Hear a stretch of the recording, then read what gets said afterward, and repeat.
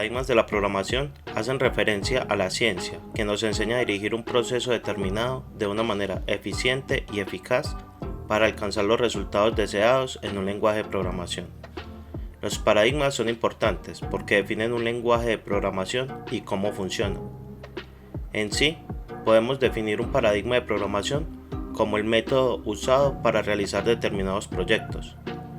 Todo esto para resolver un problema, que en sí es lo que se busca con la programación: solucionar u optimizar un problema definido mediante un software. Cada uno de los problemas que solucionamos como programadores deben tener una única solución al problema.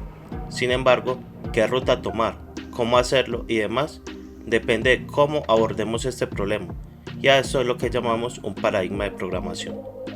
Un ejemplo de cómo identificar qué es un paradigma en programación es ver un problema e identificar qué posibles soluciones puede tener. Al observar cada una de estas posibles soluciones, la programación ofrece los paradigmas para brindar una solución al problema, y es allí donde debemos identificar cuál es más eficiente, tanto para la máquina que va a tener el software en cuanto a productividad, como a nosotros los desarrolladores en cuanto a facilidad y eficiencia en nuestro código fuente. Hay muchos paradigmas de programación. Existe el paradigma funcional, el declarativo, el reactivo, el imperativo o estructurado, el orientado a objetos, entre muchos más.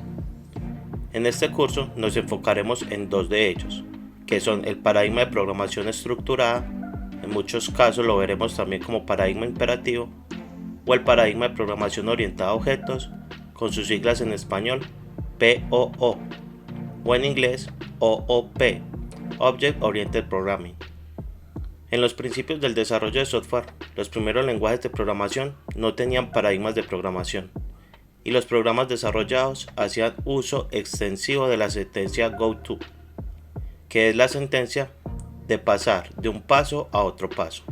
El uso excesivo de esta sentencia hacía ver el código muy largo, incluso miles de líneas, esto conocido como código espagueti, que primero era muy complejo trabajar en él y sobre todo muy difícil de mantener.